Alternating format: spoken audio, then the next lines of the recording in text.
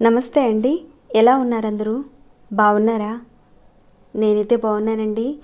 మీ అందరికీ అమ్మవారి ఆశీస్సులు ఎల్లప్పుడూ ఉండాలని కోరుకుంటూ చాలా ఈజీగా ఉండే అద్భుతమైన ఒక పరిహారం గురించి మనం తెలుసుకోబోతున్నామండి.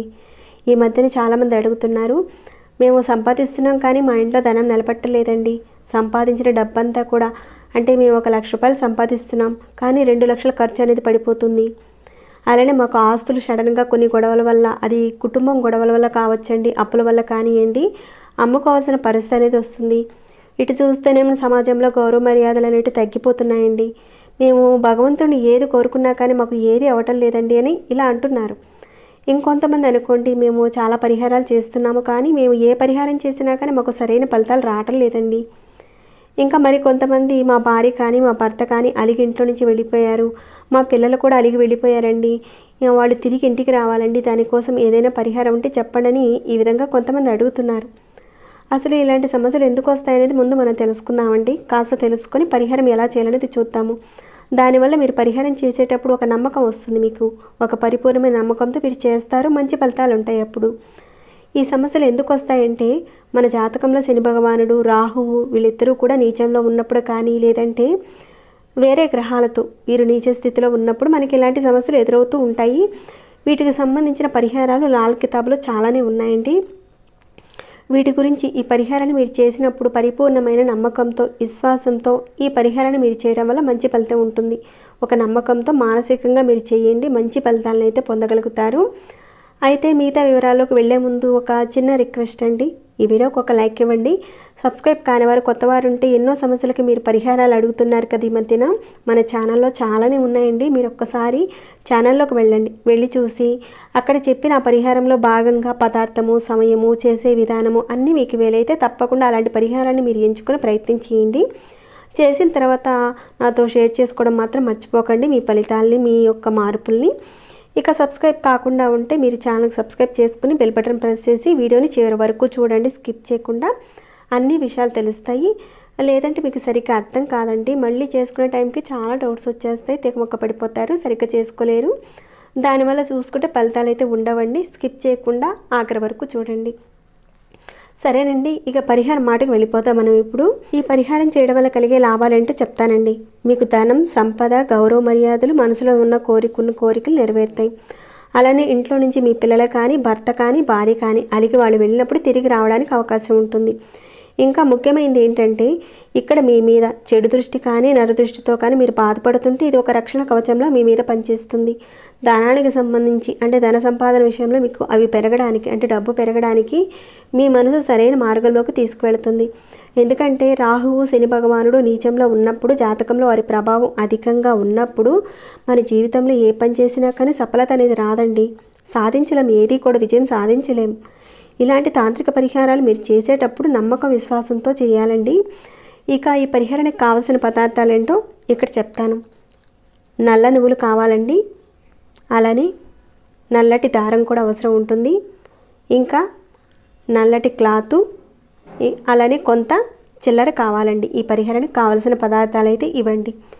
ఈ పరిహారాన్ని ఆడవారైనా మగవారైనా ఎవరైనా చేయొచ్చు, కానీ ఆడవారైతే నెలసరి టైంలో మాత్రం మీరు చేయకండి. మిగతా ఆహార నియమాలంటూ ఏమీ లేవండి. కొంతమందికి ఇలాంటి నల్లటి నువ్వులు, నల్లటి క్లాత్ ఇలాంటి చూసినప్పుడు చేయాలంటే భయం వేస్తుంది కొందరికి. అలాంటి భయాలు పెట్టుకోకుండా చేయండి. భయం ఉంటే చేయకండి మీరు, ఎందుకంటే అలాంటి స్థితి మీకుండి మీరు చేస్తే ఫలితం రాదు. భయం లేకుండా ఈ పరిహారం మీరు చేసుకోండి, మీ సమస్యలు తీరిపోతాయి, మీ జీవితం మారుతుంది. నా జీవితం మారుతుంది అని ప్రయత్నం చేయండి, ఖచ్చితంగా మంచి ఫలితాలు ఉంటాయి. ఇక ఈ పరిహారాన్ని మీరు శనివారం రోజున సాయంత్రం చేయాలి. శనివారం రోజున సాయంత్రం 6 గంటలు దాటిన తర్వాత చేయాలండి. మీరు ఒక 2 అడుగుల నల్లటి దారం తీసుకోండి. ఈ దారం తీసుకున్నారు కదండి, దీన్ని డబల్ చేయండి. ఈ విధంగా ఇలా మీరు చక్కగా డబల్ చేసుకున్న తర్వాత ఇక్కడ చూపించిన విధంగా దూరంగా కాస్త మీరు 9 ముడులు వేయాలి.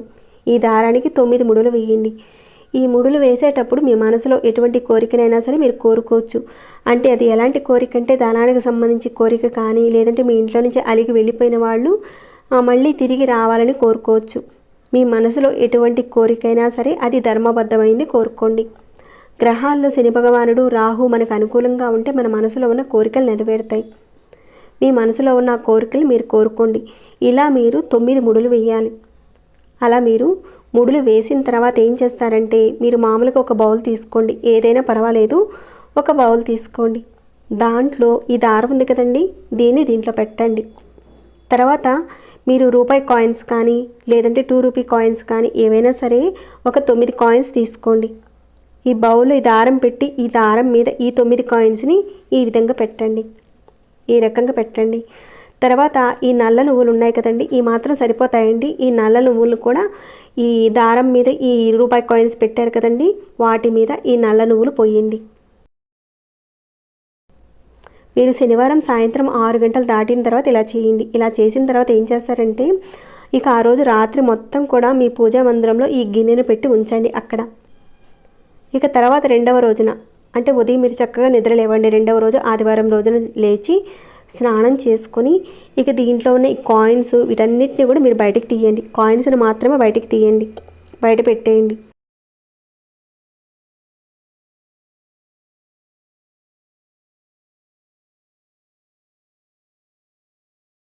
తర్వాత దీంట్లో ఉన్న నల్లటి దారాన్ని తీసి, ఇందాక మనం చెప్పుకున్నాం కదండి ఒక నల్లటి క్లాత్ అవసరం ఉంటుందని, ఆ నల్లటి క్లాత్ని ఈ విధంగా చక్కగా పెట్టండి.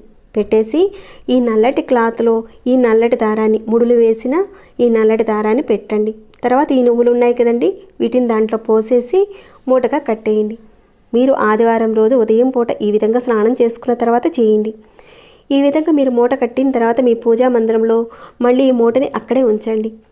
అంటే ఆదివారం రోజున ఉదయం పూట ఈ విధంగా మూట కట్టిన తర్వాత మీ పూజా మందిరంలో ఒక 9 రోజుల పాటు అక్కడే ఉంచండి ఈ మూటని. ఇక చిల్లర కాయిన్స్ ఉన్నాయి కదండి, బయటికి తీశారు కదా, ఆ చిల్లర కాయిన్స్ని మీరు ఎవరైనా భిక్షాటం చేసేవారు ఉంటే వాళ్ళకి ఇచ్చేయండి. అది కుదరని పని అయితే మీరు దేవాలయం హుండీలో వేసేయండి. ఈ చిల్లరని మీకు దగ్గరలో ఏదైనా దేవాలయం ఉంటే కనుక ఆ హుండీలో వేసేయండి. 9 రోజుల పాటు మీ పూజా మందిరంలో ఈ మూటను ఉంచారు కదండి, ఆ 9 రోజులు అయిపోయిన తర్వాత ఈ మూటలో ఉన్న ఈ దారాన్ని బయట పెట్టండి.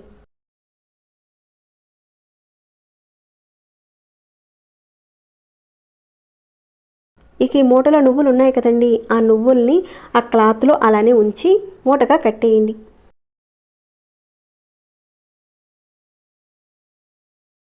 ఇక తర్వాత మీకు దగ్గరలో నవగ్రహ దేవాలయం ఉంటుంది కదండి, అక్కడికి వెళ్ళండి. అక్కడున్న శనీశ్వరుడు యొక్క విగ్రహం దగ్గర ఈ నువ్వుల మూటని పెట్టేయండి. దారం మాత్రం మన దగ్గర మన ఇంట్లోనే ఉంటుంది, కానీ నువ్వులను మాత్రం ఆ మూటలో కట్టేసి శనీశ్వరుడు యొక్క విగ్రహం దగ్గర పెట్టేసి ఇంటికి తిరిగి వచ్చేయండి. అలా ఇంటికి తిరిగి వచ్చిన తర్వాత ఈ దారం ఉంది కదండి, ఇంట్లో పెట్టిన దారం ఉంది కదా నల్లటి దారం, దాన్ని మీ ఎడమ చేతికి కట్టుకోండి. అంటే ఎవరైతే ఇబ్బందులు పడుతున్నారో వారు మాత్రమే 9 రోజుల తర్వాత మీరు ఈ విధంగా చక్కగా కట్టుకోవాలి. ఇది ఆడవారైనా మగవారైనా ఎవరైతే సమస్యలతో బాధపడుతున్నారో వారు మాత్రమే చేసుకోవాలి. మీ ఎడమ చేతికి కట్టుకోండి. మీ మనసులో ఉన్న కోరికలు చెప్పుకోండి. ఇలా చేతికి కట్టుకున్న ఆ దారాన్ని మీరు ఒక నెల రోజుల పాటు మీ చేతికి అలానే ఉంచుకోండి.